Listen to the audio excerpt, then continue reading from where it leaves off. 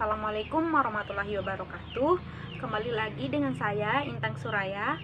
Kali ini saya akan membahas tentang filsafat Pancasila.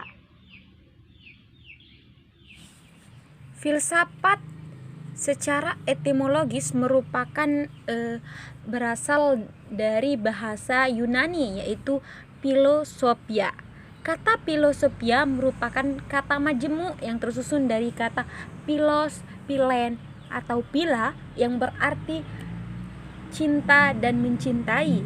Sedangkan sophia berarti kebijaksanaan, hikmat, hakiki, kearifan, dan pengetahuan. Dengan demikianlah filosofia secara harfiah berarti mencintai kebijaksanaan atau mencintai hikmat dan mencintai pengetahuan secara hakiki. Hakiki yang seperti apa yang dimaksud di sini? Kebenaran hakiki seperti apa yang dimaksud? Maksudnya kebenaran hakiki itu adalah kebenaran yang sudah melalui metode ilmiah dan dapat diakui secara universal sebagai ilmu pengetahuan. Lalu terdapat dua pengertian filsafat. Pertama, filsafat adalah proses berpikir. Kedua, filsafat adalah salah satu hasil dari kegiatan berpikir. Filsafat adalah proses berpikir sedalam-dalamnya terhadap sesuatu secara metodik, sistematik, menyeluruh, dan universal untuk mencari hakikat sesuatu. Maksudnya di sini adalah berpikir sedalam-dalamnya sampai ke akar-akarnya secara metodik. Bukan hanya berpikir saja, namun berpikirnya di sini secara metodik melalui metode ilmiah sehingga menemukan suatu kebenaran yang dapat diakui oleh semua orang secara universal. Lalu filsafat sebagai salah satu hasil dari kegiatan berpikir dari akal manusia. Filsafat merupakan kreasi akal manusia sebagai jawaban atas persoalan ataupun rahasia-rahasia dalam semesta. Maksudnya di sini adalah filsafat itu adalah hasil dari kegiatan berpikir manusia atau hasil dari berkognitif manusia secara sistematis dan struktural, tentunya melalui metode ilmiah, di mana misalnya sebuah pengetahuan akan menjadi ilmu, lalu ilmu akan menjadi ilmu pengetahuan yang diakui oleh semua orang. Filsafat memiliki 3 cabang pembahasan. Ada filsafat ontologi, cabang ontologi, lalu ada epistemologi dan aksiologi. Apa sih itu ontologi? Ontologi adalah isi atau hakikat dari sesuatu yang dicari.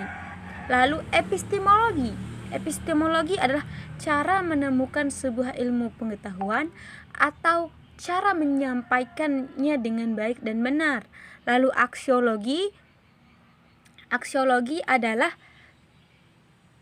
manfaat atau kemanfaatan, nilai-nilai kemanfaatan dari sesuatu yang sudah kita temukan itu. Jadi ketiga cabang ini saling berkaitan. Ibaratnya secara singkatnya seperti ini. Ontologi itu isi, epistemologi itu cara menemukan isi, lalu aksiologi itu adalah manfaat dari isi. Seperti itu. Nah, di dalam filsafat Pancasila tentunya memiliki ontologi, epistemologi, dan aksiologi. Lalu apa saja sih ontologi dan epistemologi, aksiologi filsafat Pancasila? Ontologi menurut Aristoteles adalah ilmu yang menyelidiki hakikat sesuatu atau tentang ada, keberadaan atau ekstensi, dan disamaartikan dengan metafisika. Bidang ontologi itu menyelidiki tentang makna yang ada atau eksistensi dan keberadaan manusia, benda, alam semesta, dan metafisika. Seperti yang sudah saya katakan tadi, bahwa ontologi itu menyelidiki tentang isi.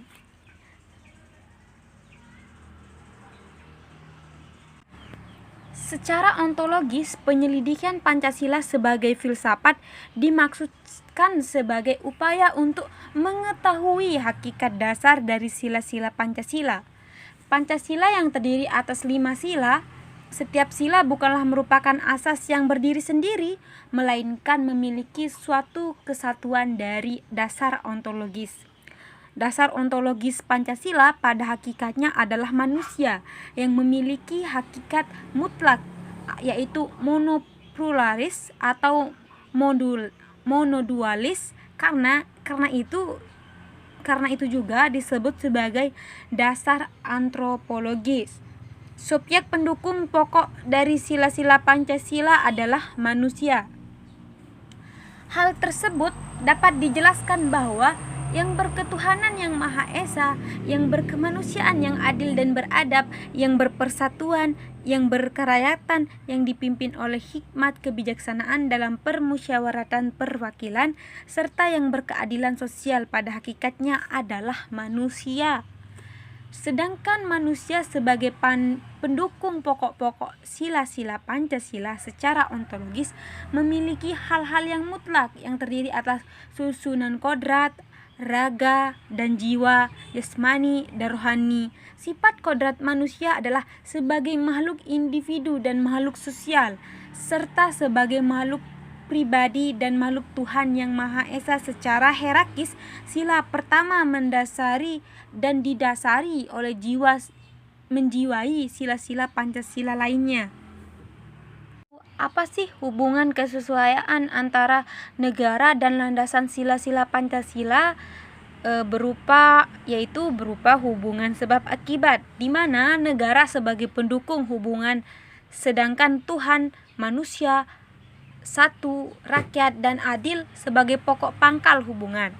Lalu kedua, landasan sila-sila Pancasila yaitu Tuhan, manusia, satu, rakyat, dan adil adalah sebagai sebab dan negara adalah sebagai akibat.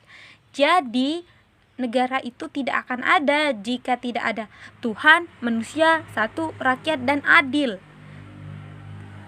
Seperti itu. Landasan epistemologis Pancasila.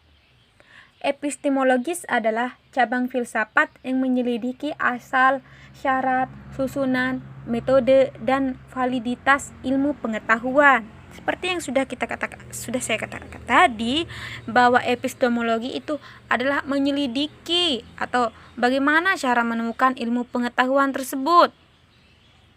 Tentunya saja dalam Pancasila memiliki epistemologi. Epistemologi meneliti sumber pengetahuan, proses dan syarat terjadinya pengetahuan, batas dan validitas ilmu pengetahuan. Epistemologi adalah ilmu tentang ilmu atau teori terjadinya ilmu, atau sering disebut science of science.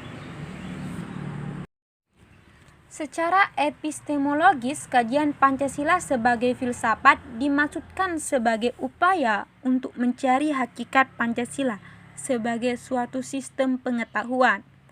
Pancasila sebagai sistem filsafat pada hakikatnya juga merupakan sistem pengetahuan.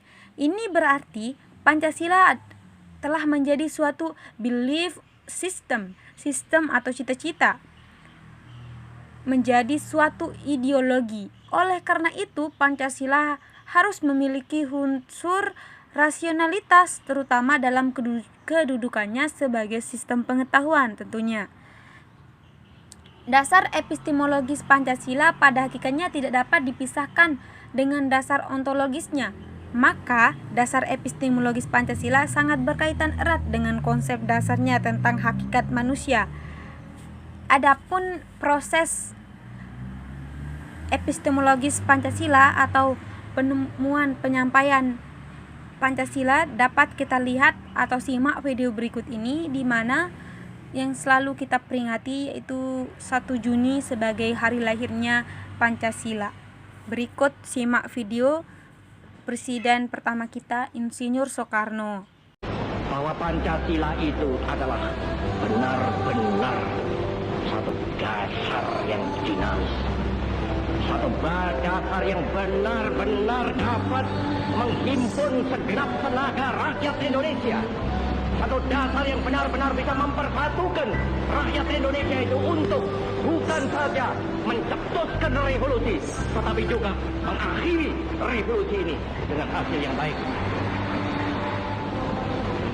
Maka aku adalah sebenarnya utusan wakil daripada revolusi Indonesia. Revolusi Indonesia ini bukan revolusi Soekarno, tetapi revolusi daripada seluruh rakyat Indonesia, dari Sabang sampai Merauke. Dan adakah nilai-nilai Pancasila dalam diri kita?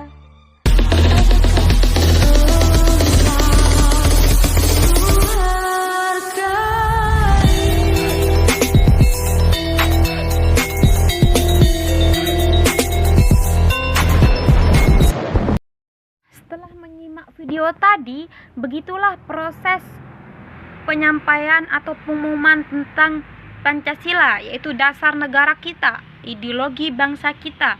Kita harus mencontohkan dari presiden pertama kita semangatnya dalam membuat Pancasila. Untuk itu, mari jangan menjadikan Pancasila itu sebagai pajangan saja, namun mari kita jiwai dalam keseharian kita dalam berbangsa dan bernegara.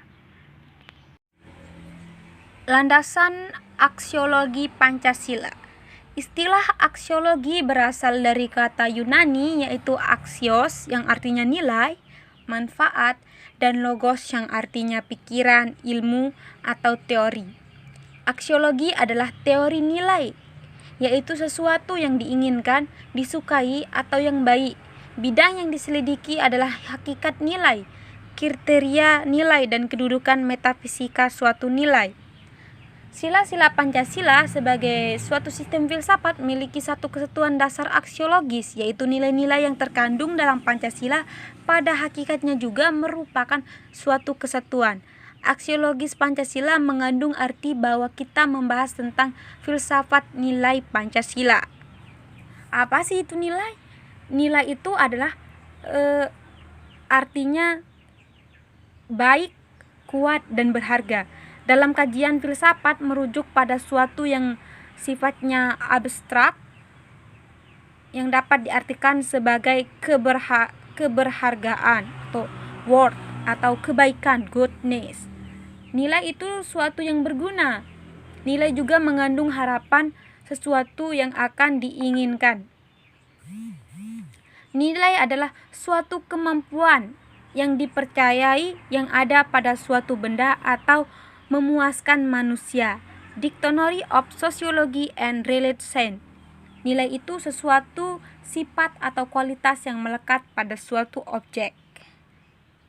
Nah, di dalam filsafat Pancasila disebutkan ada 3 tingkatan nilai, yaitu nilai dasar, nilai instrumental, dan nilai praktis. Lalu apa itu nilai dasar? Nah, nilai dasar adalah asas-asas yang kita terima sebagai dalil yang bersifat mutlak, sebagai sesuatu yang benar atau tidak perlu dipertanyakan lagi. Jadi kebenarannya tidak boleh dipertanyakan karena sudah memang benar dan mutlak kebenarannya. Nilai-nilai dasar dari Pancasila adalah nilai ketuhanan, nilai kemanusiaan, nilai persatuan, nilai kerakyatan, dan nilai keadilan. Lalu ada nilai instrumental.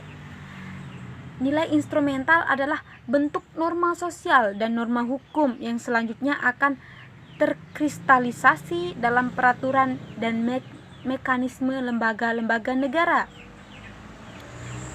Lalu nilai praktis. Nilai praktis adalah nilai yang sesungguhnya kita laksanakan dalam kenyataan.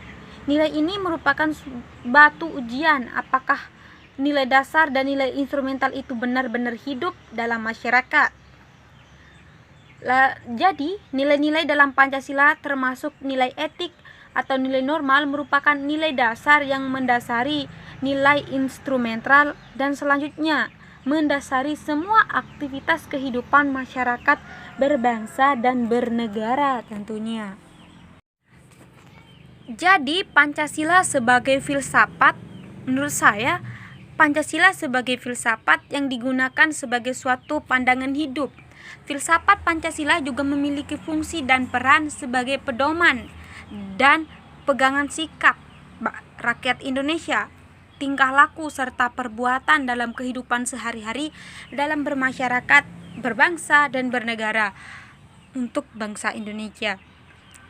Ya betul, setiap nilai-nilai yang ada dalam sila Pancasila perlu dijadikan sebagai dasar dalam hidup berbangsa dan bernegara. Di mana dalam berbangsa dan bernegara yang baik dan benar, mari kita jiwai Pancasila. Jangan hanya menjadikan Pancasila sebuah pajangan saja, namun mari kita jiwai sila-sila Pancasila. Dan juga jangan hanya terpaku dan menjiwai hanya satu sila saja, karena kita ketahui bahwa Pancasila itu satu. Jadi sila 1, sila 2, sila 3, sila 4, dan sila 5 saling berkaitan dan saling bersangkutan antara satu sama lain, jadi tidak boleh dipisahkan dalam pemahamannya. Untuk itu, mari jangan menjadikan Pancasila itu sebagai pajangan saja, namun mari kita jiwai dalam keseharian kita dalam berbangsa dan bernegara. Baiklah, saya ucapkan terima kasih. Wabillahi taufiq wal hidayah. Wassalamualaikum warahmatullahi wabarakatuh.